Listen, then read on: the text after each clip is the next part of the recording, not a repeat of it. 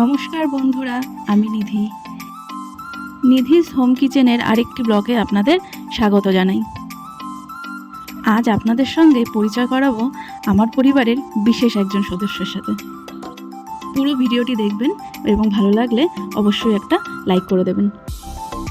আমাদের এখানে সবেমাত্র শেষ হলো গণতান্ত্রিক অধিকার প্রয়োগ পর্ব, মানে ভোট পর্ব। আর যেহেতু আমার ভোটের কার্ড এখনও ট্রান্সফার হয়নি, সেই সুবাদে ভোট দিতে গিয়েছিলাম বাবার বাড়িতে। সেখান থেকেই ক্যামেরাবন্দি করে এনেছি নতুন সদস্যকে তোমাদের সঙ্গে আলাপ করাবো বলে। তাহলে চলো বন্ধুরা, দেখে নিই আজকের রেসিপিটি। আজকে আমি করেছি কাঁঠালের কোফতা। নিরামিষের দিনে এই রান্নাটি থাকলে মাছ মাংসের দিকে কেউ নজরও দেবে না। আমি এখানে 300 গ্রামের মতো কাঁঠাল নিয়ে তাকে বড় বড় করে কেটে নিয়েছি এবং প্রেসারে সেদ্ধ করে নিয়েছি। দিয়ে দিয়েছিলাম একটা আলু। এরপর কাঁঠালটি সেদ্ধ হয়ে গেলে সেটিকে জল ঝরিয়ে একটি বোলে নিয়ে নিয়েছি। কাঁঠালটা এমনভাবে সেদ্ধ করতে হবে যেন খুব গলেও না যায়, আবার শক্তও না থাকে, মানে এই যে সুতো সুতো ভাবটা, এটা যেন থাকে। এরপর হাত দিয়ে সেটাকে ভালো মতো চটকে নিতে হবে। এটা কিন্তু হাত দিয়ে চটকে নেবে, স্ম্যাশার দিয়ে স্ম্যাশ করলে এই সুতো সুতো ভাবটা নষ্ট হয়ে যাবে।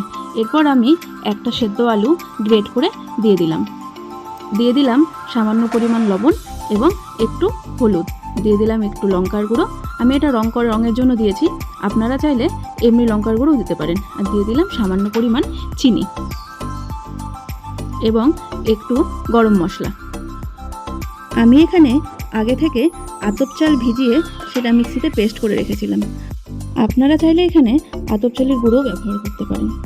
এরপরে এই মিশ্রণটিকে ভালো মতো মেখে নিতে হবে।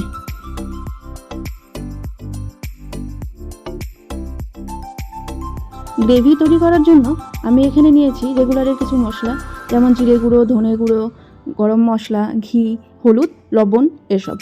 এরপর গ্যাসে একটি কড়াই বসিয়ে তাতে দিয়ে দিলাম সর্ষের তেল।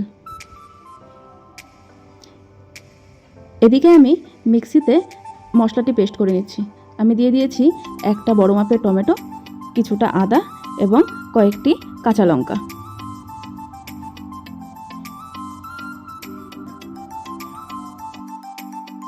এরপর তেল গরম হয়ে আসলে গোল করে কোপ্তার আকারে গড়ে ভেজে নিতে হবে।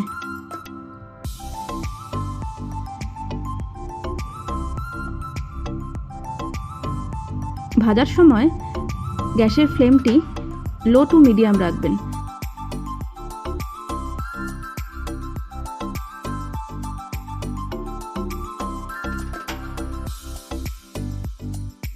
দেখুন বন্ধুরা, আমি এখানে কোফতাগুলো লাল লাল করে ভেজে নিয়েছি।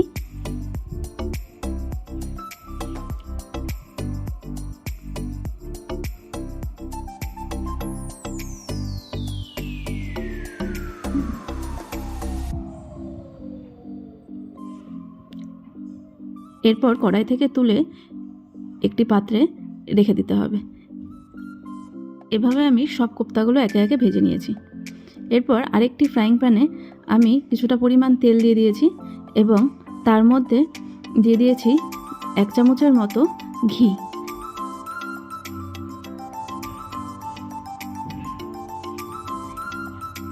এতে স্বাদটাও যেমন বাড়ে, তেমনি গন্ধটাও খুব সুন্দর ওঠে। এরপর এতে দিয়ে দিলাম একটা তেজপাতা, একটা শুকনো লঙ্কা, অল্প দারচিনি, 3টে এলাচ এবং 4টে লবঙ্গ।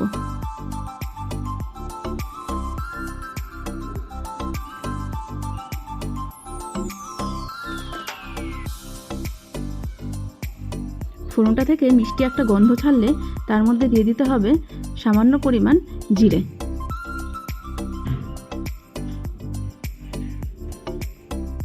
এরপর আমি এতে দিয়ে দিলাম টমেটো, আদা এবং কাঁচা লঙ্কার পেস্টটি।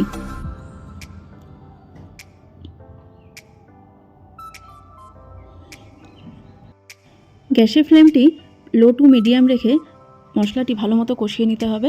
এরপর আমি দিয়ে দিচ্ছি প্রতিদিনের ব্যবহারের কিছু মশলা, যেমন হলুদ গুঁড়ো, লঙ্কা গুঁড়ো, ধনে গুঁড়ো, জিরে গুঁড়ো এবং দিয়ে দিলাম সামান্য চিনি। আমি কোফতা তৈরি করার সময়ও একটু চিনি দিয়েছিলাম, সেজন্য এখানে চিনির পরিমাণটা বুঝে শুনে দিতে হবে।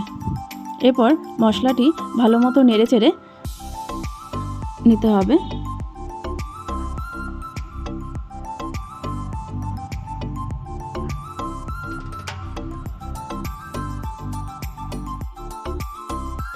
দেখুন বন্ধুরা, আমি যে কোফতাগুলো তৈরি করেছিলাম একটা আপনাদের ভেঙে দেখাচ্ছি। দেখুন ভেতরটা কেমন আঁশ রয়েছে। আমি এজন্যই বলেছিলাম যে স্ম্যাশার দিয়ে স্ম্যাশ করবেন না, তাতে এই আঁশ ভাবটা চলে যায়। দেখুন মশলাটির রং কি সুন্দর এসেছে এবং খুব সুন্দর একটা গন্ধ পুরো রান্নাঘরে ছড়িয়ে গেছে। এবার ভালো মতো নেড়ে চেড়ে এর মধ্যে আমি দিয়ে দিচ্ছি 2 কাপ পরিমাণ জল। এখানে জলের পরিমাণটা একটু বেশি দিতে হবে, কারণ কোফতাগুলো জলগুলো টেনে নেয়। পরবর্তীতে গ্রেভি বলতে তেমন আর কিছুই থাকে না। এরপর ফুটে উঠলেই আমি বানিয়ে রাখা কোফতাগুলো দিয়ে দিলাম।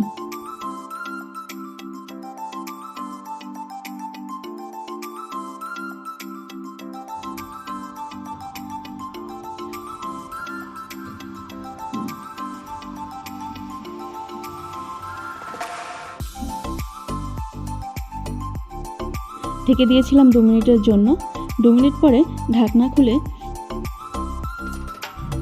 ওপর থেকে দিয়ে দিলাম 1 চামচের মতো গরম মশলার গুঁড়ো এবং দিয়ে দিলাম 1 চামচ ঘি। বিশ্বাস করুন বন্ধুরা, নিরামিষ দিনে এই রান্নাটি হলে নিমেষেই 1 থালা ভাত এটা দিয়ে খেয়ে নেওয়া যায়। তৈরি আমাদের কাঁঠালের কোফতা। বাড়িতে একবার অবশ্যই বানিয়ে দেখবেন এবং ভালো লাগলে আমাকে কমেন্টে জানাবেন।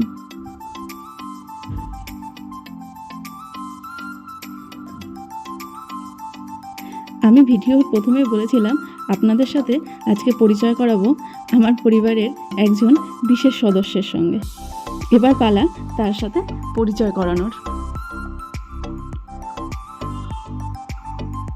আমার তো মন সে কেড়ে নিয়েছে, আপনাদেরও মন অবশ্যই কেড়ে নেবে।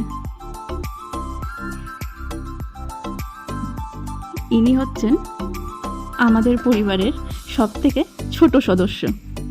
মন যতই খারাপ থাকুক না কেন, একবার এনার মনমুগ্ধকর রূপটি দেখলে মনে হয় পুরো পৃথিবীর দুঃখ যেন কিছুই নয়।